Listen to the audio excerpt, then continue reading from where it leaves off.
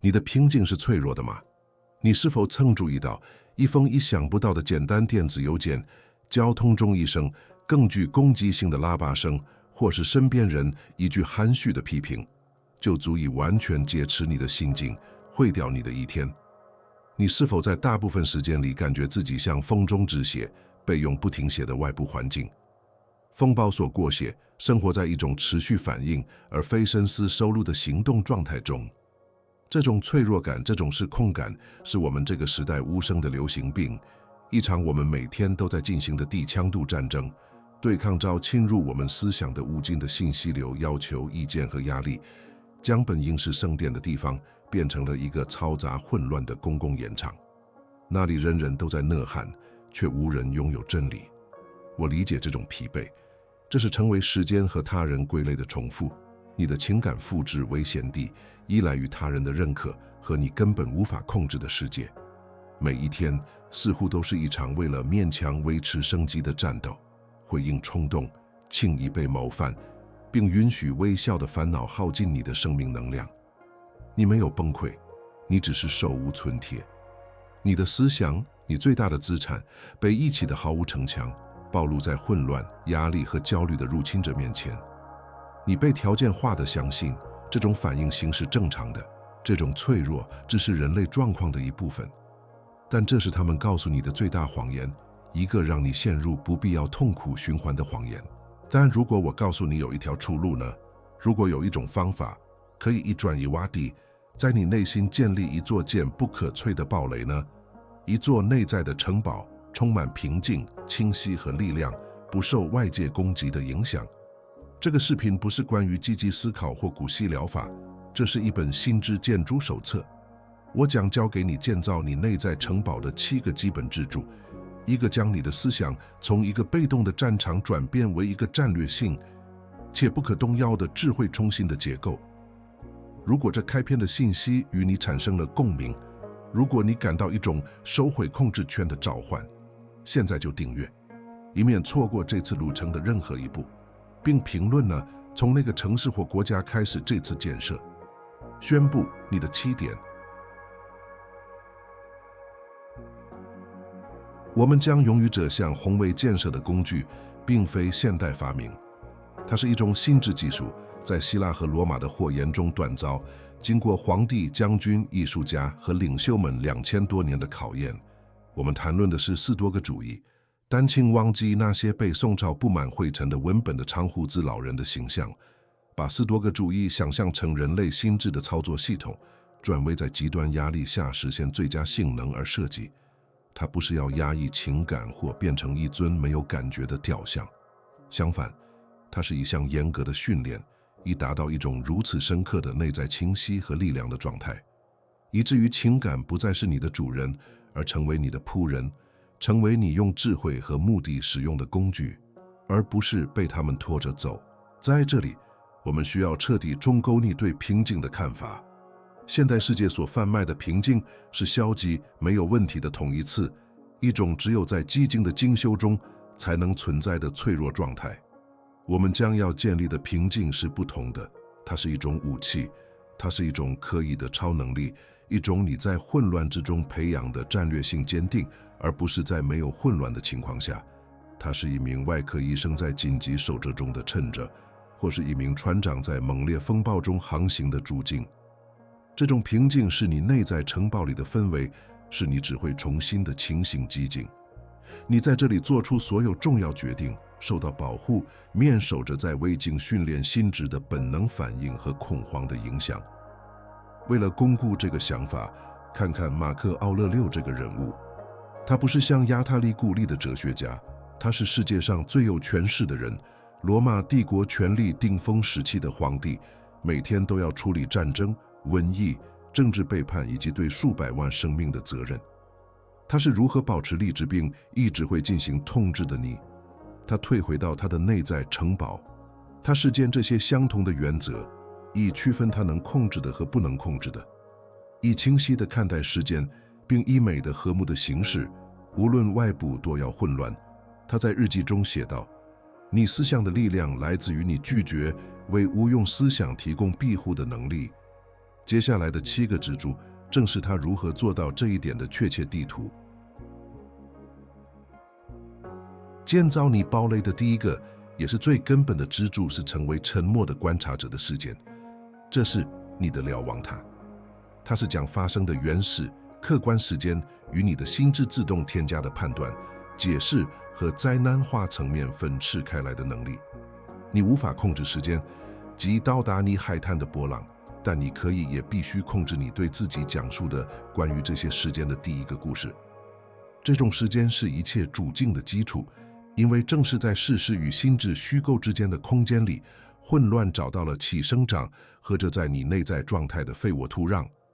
这里的内心冲突是巨大的，因为你的心智多年来被训练成瞬间反应。他看到的不是你老板的一封电子邮件，他看到的是对你工作的威胁。他听到的不是一句批评，他听到的是对其不足的确认。这种融合是一种原始的生存机制，在现代世界中，它已成为你自身痛苦的代理人。打破这个习惯，就像教一块肌肉在医生紧张后放松一样。自然的倾向是判断、贴标签和恐慌。你作为你主境的建筑师的人物时，训练自己退后一步，呼吸，然后简单的观察是什么，而不添加不是什么。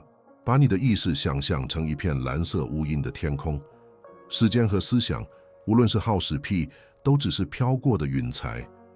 你犯的错误是相信你就是那片暴风云，你认同它，抓住它，并允许它这比你的整个天空。沉默的观察者才是你的本性，天空本身。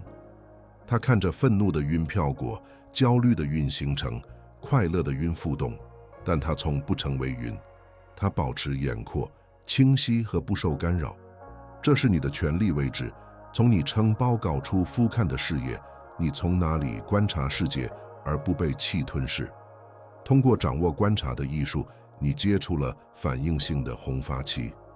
一句侮辱变成只是另一个人发出的一组词语，而不是对你价值的判决。一个出错的项目变成一个意想不到的结果，而不是你失败的证明。你停止为你自己的负面情绪火上浇油，你在世界和你之间创造了一个缓冲地带，一个神圣的沉默空间。在那里，你可以选择你的回应，而不是被迫做出反应。这不是一种被动的时间，它是存在的最主动的自为形式，守护着你思想的大门，开始围观的实践这一点。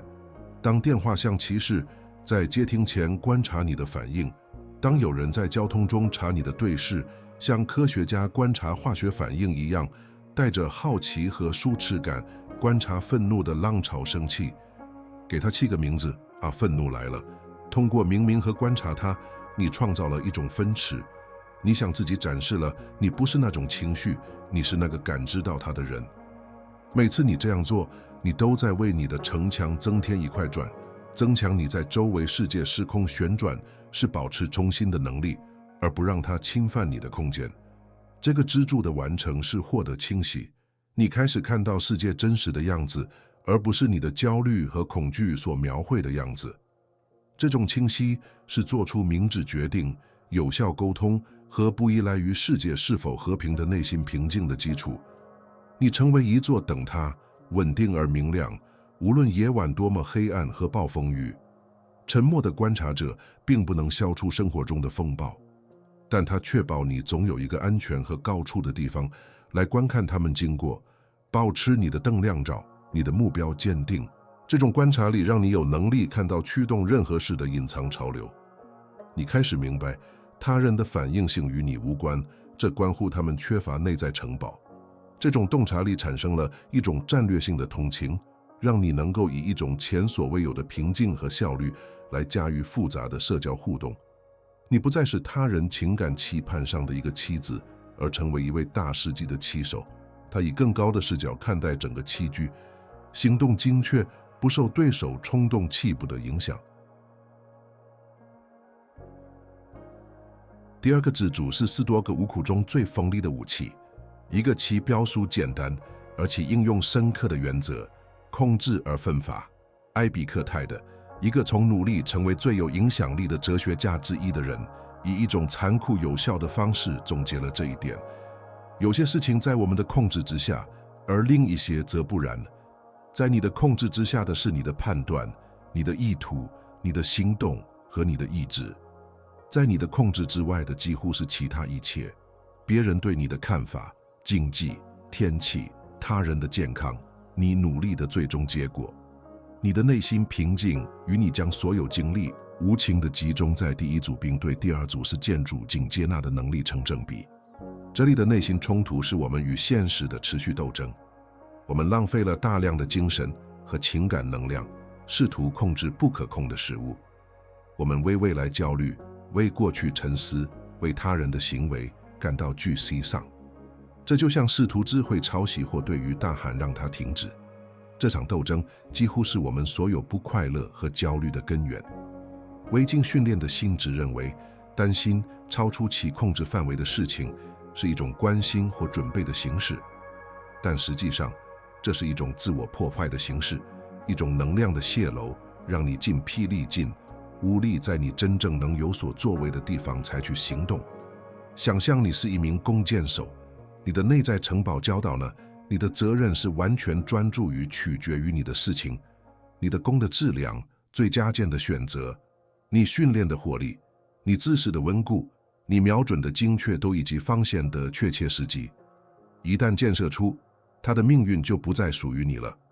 一阵风可能会使他偏迟，目标可能会移动，或者箭可能会折断。明智的弓箭手将100%的注意力投入到过程中，投入到设计的行为中，并以平静的心态接受结果。他根据自己设计的质量来评判自己，而不是是否击中目标，因为这从来没有完全在他的控制之下。这个支柱的实际应用是一种日常的超脱和专注练习。在开始意想任务之前，问问自己：这里什么是我的控制范围，什么不是？在一次工作会议中，你控制你的准备，你论点的清晰都和你的专业态度。你无法控制你老板的最终决定或你同事的反应。在一段关系中，你控制你的诚实、你的忠诚和你的努力。你无法控制对方的感受或选择。这种手术刀式的区分将你从期望和对结果焦虑的负担中解放出来。这个支柱不是邀请被动，相反，通过释放你花在不可控事物上的所有能量，你将它以全部力量中心导向你的影响范围。你变得更有效、更有力、更主动。你停止抱怨交通，并开始利用这段时间听一个能丰富你的播客。你停止担心别人的批评，并专注于做你最好的工作。这是从瘫痪的焦虑到有针对性的行动的转变。你不再是环境的受害者，而成为你自己行动的主人。你那个虽小但绝对的内在王国的君主。这个支柱的完成是获得助境或4多个派所成的 apatheia。这不是冷漠，而是一种源于清楚理解自己权力界限的助境状态。你学会热爱命运 amor fati， 接受所有外部事件为中性，作为你锻炼美德的原材料。你变得不可动摇，因为你的幸福和价值不在于脆弱的外部结果挂钩。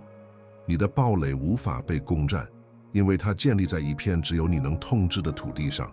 你自己的选择，内化控制而分发，意味着你变得泛脆弱。那些击垮别人的问题和障碍，对你来说变成了训练的机会。一场经济危机成为对你韧性和创造力的考验。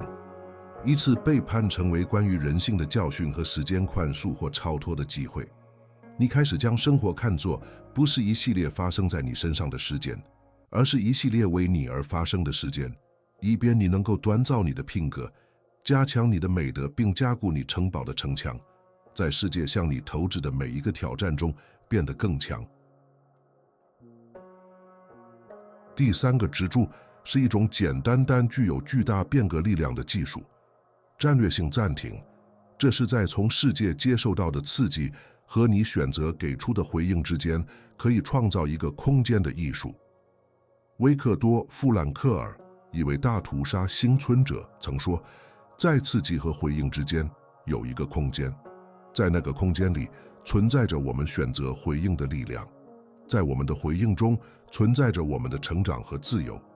反应性的人获得没有这个空间，刺激和回应是一回事，一个纯粹冲动的连锁反应。然而，朱静的建筑师则在这个空间里生活和繁荣。他扩展它，保护它，并将其用作他的主要训练场。内心的冲突是基实性的保证。我们的大脑被变成为快速反应，为战斗或逃跑系统。一句苛刻的话被视为一次攻击，而立即的反应是反击或防御。手机上的一条通知会产生一种不可抗拒的查看冲动。现代文化加剧了这一点，颂扬速度和即时回应，不得不等待，谋事被视为效率低下。耐心已被焦虑所取代。适性暂停就是你找习惯和生物学的这股猛烈潮流有用，它需要一种有意识的意志力，不去要冲动的狗子，忍着用到嘴边的第一句话，并只是沉默片刻。把这个空间想象成拟成暴力的练兵场。当一个新士气喘吁吁地带着战场外部刺激的消息到大市，冲动的国王会立即根据当下的情绪做出反应，并且常常将他的军队送入陷阱。而明智的国王，他暴雷的主人，则借贷信使，让他退下，然后退回到自己的房间。他呼吸，他咨询他的顾问，理性、逻辑，他的价值观。他分析地图，只有在那时带着清晰和深思熟虑，他才下达命令。暂停不是犹豫或软弱的标志，它是一位拒绝被仓促推向失败的战略智慧观的标志。这个支柱的实际应用是与呼吸。当你感到一股强烈情绪，愤怒、焦虑、沮丧的浪潮时，你的第一个行动不应该是外部的，而是内部的。深呼吸，1次、2次、3次。这个简单的生理动作在反应性的神经回路中创造了一个断裂，它向你的大脑发送一个信号，表明你没有生命危险，从而让你的前额血皮层激励性的所在地重新上线。在这几秒钟的空间里，你可以问自己，这里最明智的回应是什么？那个行动符合我想成为的那个人？通过联系暂停，你重新掌控了你的沟通和你的行动。你曾后悔过多少在愤怒中说出的话？多少冲动之下做出的决定让你付出了高昂的代价？战略性暂停时候会的解药，它改变了你的互动。你不再对一场争论的表面情绪做出反应，而是开始倾听旗下的内容。你不再发送那封愤怒的电子邮件，而是写下它，保存为草稿，第二天再读一遍，几乎总是会删除它或完全终写。你成为一个更有效的沟通者和一个别人信任的人，因为他们知道你的话是经过深思熟虑的。这个支柱的完成是获得自由。真正的自由不是没有外部限制，而是能够选择自己内在枷锁的能力。只要你是你冲动的努力，你就不自由，无论你的环境多么有利。每一次你在刺激和回应之间插入一个暂停，你都在打破一条锁链，你在宣示你对自己思想的主权。这是任何人都无法从你这里夺走的自由，是在你内在城堡的城墙内绽放的自由，受到你自己记录的保护和滋养。掌握战略性暂停，将你提升到一个新的社交和情感智能水平。你变得能够以一种反应性所无法企及的深度来解读情况。你注意到细微之处，为严明的意图，以及驻场他人攻击性的不安全感。这让你能够回应的不是攻击本身，而是攻击背后的痛苦，化解其他人会计划的冲突。你不再是他人游戏中被动的棋子，而成为一股镇静和稳定的力量，一个沉默的领导者。仅仅因为你是世界之间空间的主人，它的存在本身就能给混乱带来秩序。在我们的建设中稍作停顿，你是否感觉到这些支柱的建设在你内心形成？如果答案是肯定的，要知道这仅仅是基础。对于那些真正致力于成为自己思想的建筑师，希望神化这些时间，并掌握情感掌控艺术的人，我创建了一个名为4多个情感掌控的特别播放列表。它是下一个层次，是为真正的建设者提供的持续培训。请将此视为进入核心圈子的邀请。你可以在我们的频道上找到它。请继续观看一件力剩下的支柱，并在最后决定你是否准备好迈出下一步。现在，让我们恢复我们的工作。堡垒不会自己建成，我们还有4个关键的支柱需要奠定，它们中的每一个都将为你的城堡增加一层新的防御，一个新的力量和人性来源。你到目前为止所学到的已经足以改变你的生活，但接下来的内容将是你真正不可动摇。请注意，因为我们正在进入诸境建筑的最深层次，真正的力量在于将所有7个支柱整合到一个有凝聚力且坚不可摧的防御系统中。第4个支柱可能看起来与知觉相悖，这是斯多噶派的 Premeditatio Malorum 时间或成对不幸的预先思考。每天早上醒来时，住进的建筑师会花点时间想象这一天可能给他带来的障碍。他这样做不是为了变得悲观或焦虑，而是为了对冲击和意外免疫。他预料到会遇到粗略的人，面临令人沮丧的延误，在工作中犯错或受到批消息。塞涅卡建议说，无论可能发生什么，都要预料到它会发生。通过在心理上演练挑战，你消除了意外因素，而这往往是将不便变成情感灾难的原因。内心的冲突是我们对消极思维的天然厌恶，我们被教导要积极思考，避免像相屁的场景，好像仅仅是思考的行为就会吸引他们一样。然而，天真的乐观主义是脆弱的，它在与残酷现实的第一次接触时就会破碎。未经训练的心智生活在一种脆弱的希望状态中，期望着一天能完美无瑕地进行。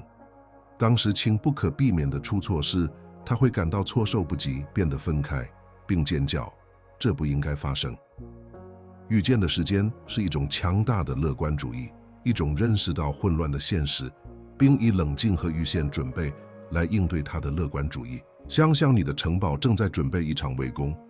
一位好的指挥官不会坐等敌人出现在地平线上，他研究地图，预测最可能的攻击路线，在那些点上加固城墙，储备物资，并为最坏的情况训练他的士兵。当地人最终攻击时，没有恐慌，只有对一个已经演练过的计划的冷静执行。Premeditatio Malorum 是你的心理防御计划。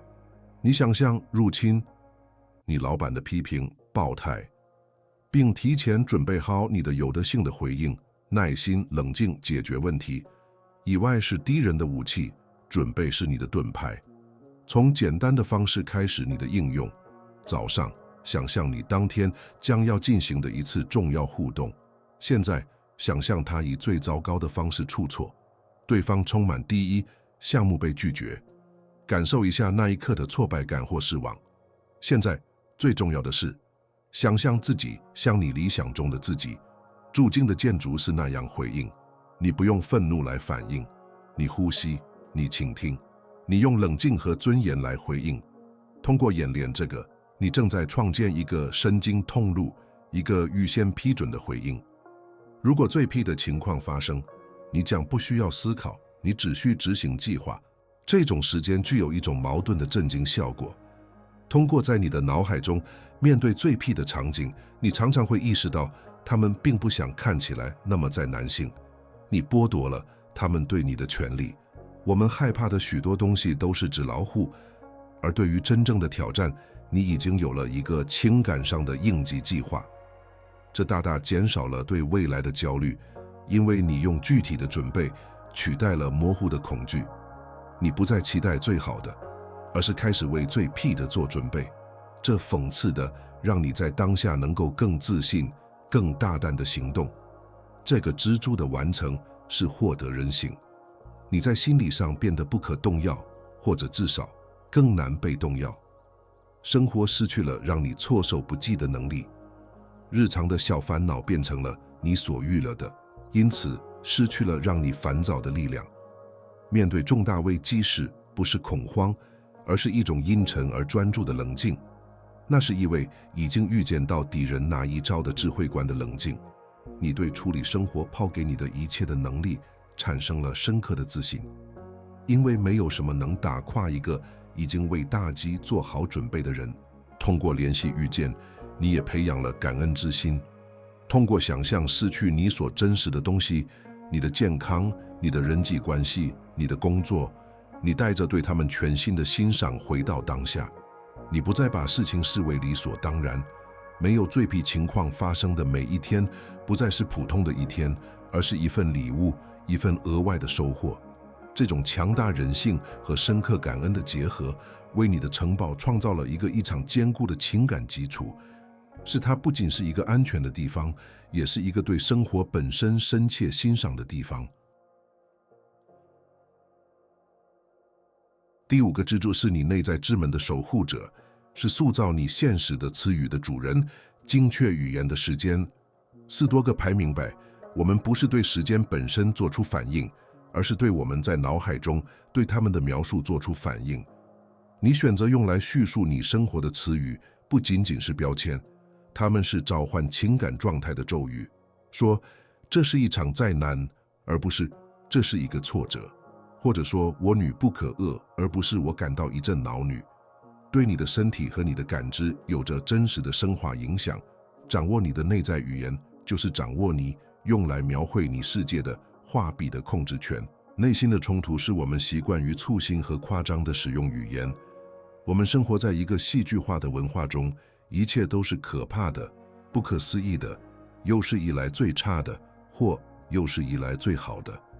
这种夸大的语言产生了同样夸大的情绪，这是一种微妙的因，一种寻求情感强度的方式，让我们永远处于过山车上。戒掉这种内在的戏剧化需要持续的警惕。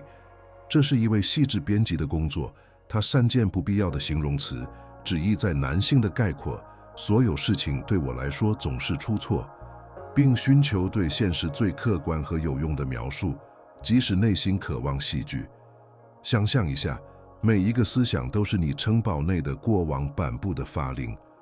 如果国王宣布我们正遭受毁灭性的、毫无希望的攻击，军队、你的情绪和你的身体将陷入恐慌，肾上腺素将飙升，混乱将随之而来。然而，如果面对同一时间，国王平静地宣布，我们面临北门的入侵，情况需要集中和记录严明的回应。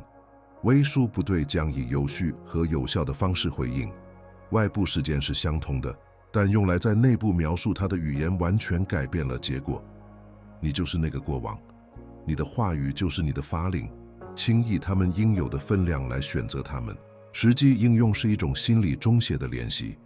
当你发现自己在使用在男性的语言时，停下来，挑战自己以更客观、更少情绪化的方式中心表述情况。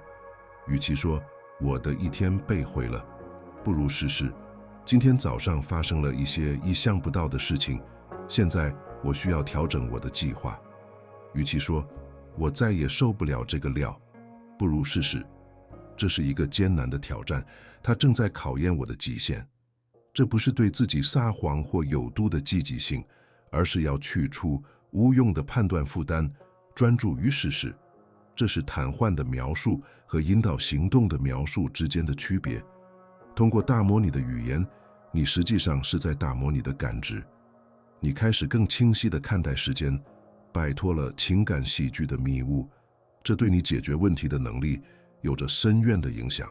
为一个后勤问题找到解决方案，比为一个彻底的灾难找到解决方案要容易得多。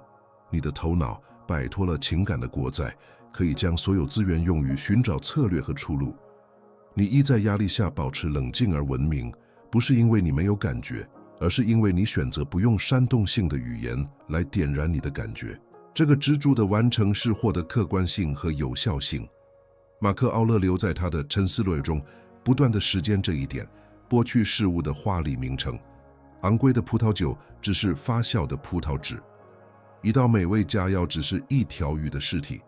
他这样做是为了看清事物的本质，没有社会印象的分饰。通过做同样的事情，你将自己从印象的保证中解放出来。你成为现实的主人，而不是你自己关于现实的戏剧性叙述的努力。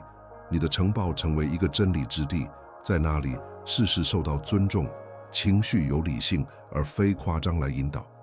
这种语言的掌握延伸到你谈论自己的方式，停止说我是一个焦虑的人，相反说此刻我感到焦虑。前者是一个判决，一个固定的身份，后者是对一种可以被管理和改变的暂时状态的观察。你不是云，你是天空。对自己情绪和性格特征使用精确的语言对于改变至关重要，因为它将你从自我强加的标签监狱中解放出来，并为你想成为的人，那个冷静而深思熟虑的筑境建筑师开辟了道路。第6个支柱是支撑你城堡整个结构的主梁，不可动摇的目标支柱。一个没有王国需要保护的堡垒只是一堆石头，同样没有更高目标的平静是空洞和脆弱的。你的目标是你的为什么，它是一个使命、一项事业或一套价值观，比你日常的烦恼、你的恐惧和你的自我更重要。当你锚定在一个明确的目标上时，烦恼的笑朗和逆境的大风暴就失去了让你偏辞航向的力量，它们变成了有意义路程道路上的仅仅是障碍，而不是生存危机。内心的冲突是，我们中的许多人生活在一个没有自觉定义的目标中。我们漫无目的地生活，对当下的需求做出反应，寻求短暂的快乐，避免痛苦，没有内在的指南针来引导我们。定义一个目标可能是令人生畏的，它需要内生、诚实和勇气来决定除了社会或家庭的期望之外，什么对你真正重要。在没有自我定义的目标的情况下，我们的头脑倾向于将小问题变成大戏剧，因为在我们的视野中没有更大的东西来把事情放在正确的视角。无聊和缺乏方向使焦虑和反应性的沃土，把你的目标想象成航海家的背脊性。无论风暴多么猛烈，野湾多么黑暗，或者它感到多么密实，北极星总是在那里，天空中一个固定可靠的参考点。它可能会被吹驰航线，它的帆可能会被撕裂，但它总是知道需要向哪里重新调整它的船。你的目标为你的生活扮演着同样的功能。当你被批评，当你失败，当你感到迷失时，你看着你的目标问自己，这相对于我的使命重要吗？大多数时候，答案是否定的。这给了你继续航行的力量。这个支柱的实际应用是与一个基本问题：我愿意为什么而奋斗。它不必是象征就是接那样宏伟的事情。你的目标可以是成为你能成为的最好的父亲或母亲，它可以是精通你的艺术或手艺，它可以是以一种特定的方式为你的社区做出贡献，它可以是体现一套美的勇气、正义、智慧。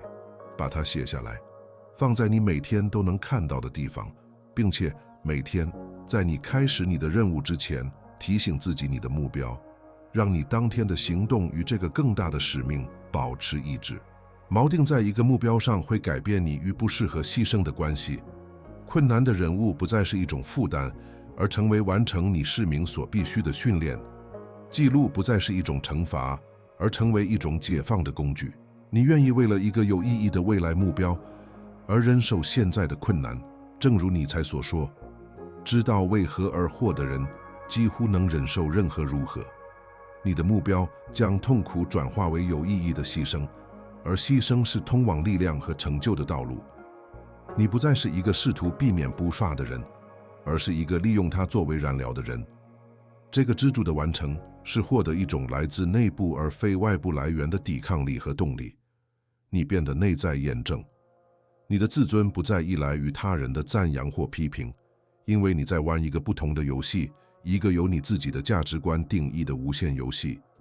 你的城堡现在有了存在的理由，它保护国王不是出于对国王的爱，而是因为国王服务于王国。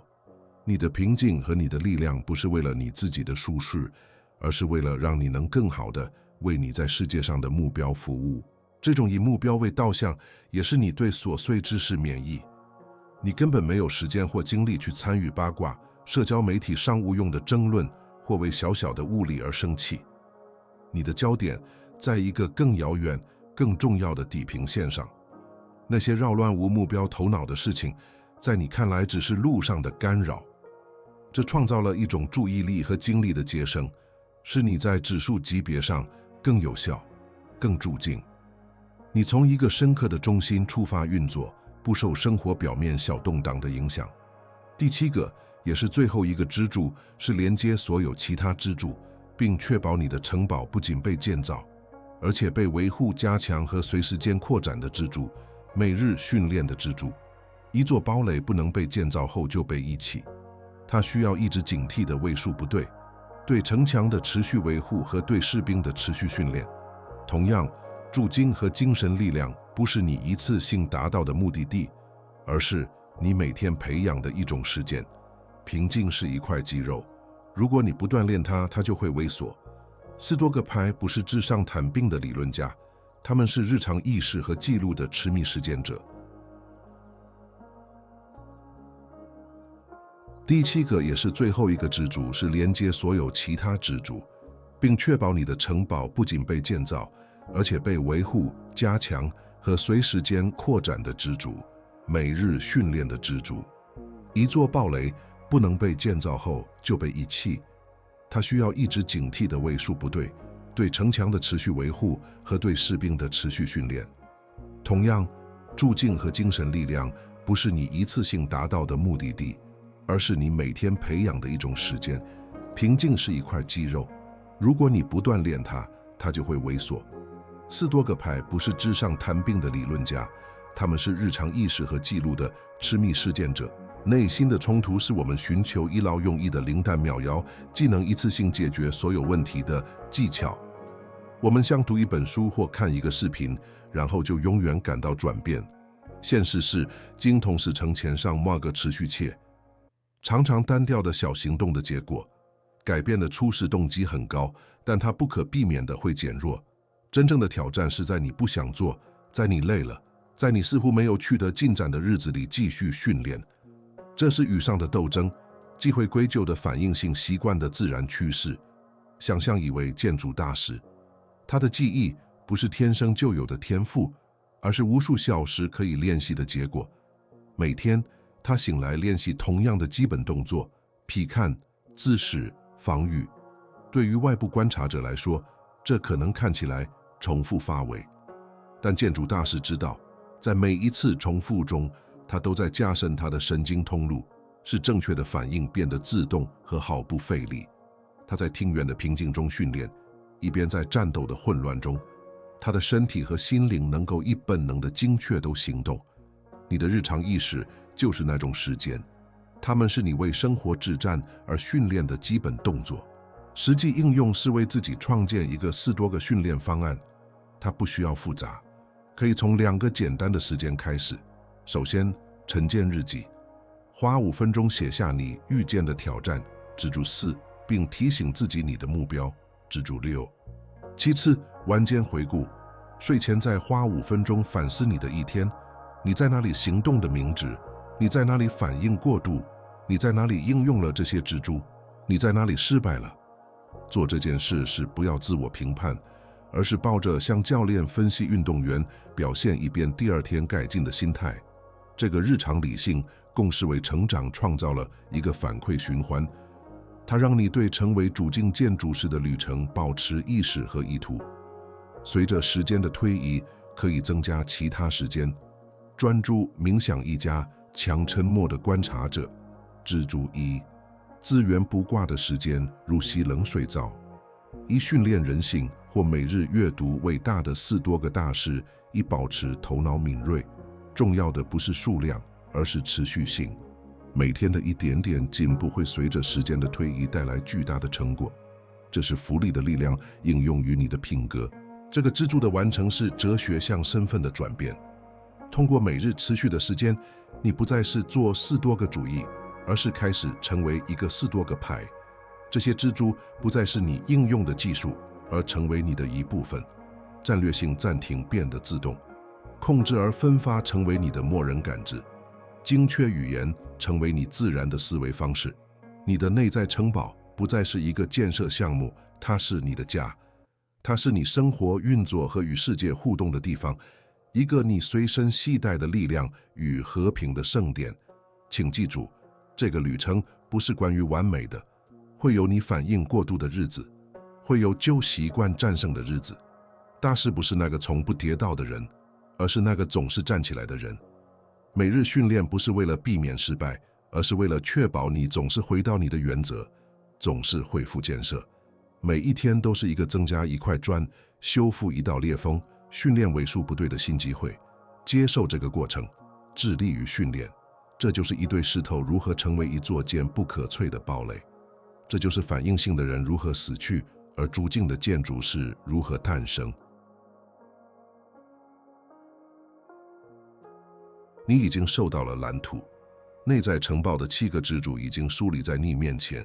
从沉默观察者的瞭望，踏到为数不对的日常记录；从一个被风包裹血的蝎子，反应性的人，到一个屹立不倒的扇风。主境的建筑师的旅程现在已经清晰，但没有行动的知识只是被浪费的潜力。这些话语是工具，但必须由你的双手来完成工作。你堡垒的建设不是从明天开始，不是从下周开始，它从现在开始，就在这一刻，以一个决定开始，一个生命，一个将被动观众与主动建设者、听者与作者区分开来的承诺。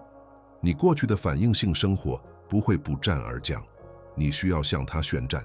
你城堡的第一块转是一个公开的决定，因此，你的第一个任务是到评论区，带着意图和目的，写下这句话：我的思想是我的堡垒。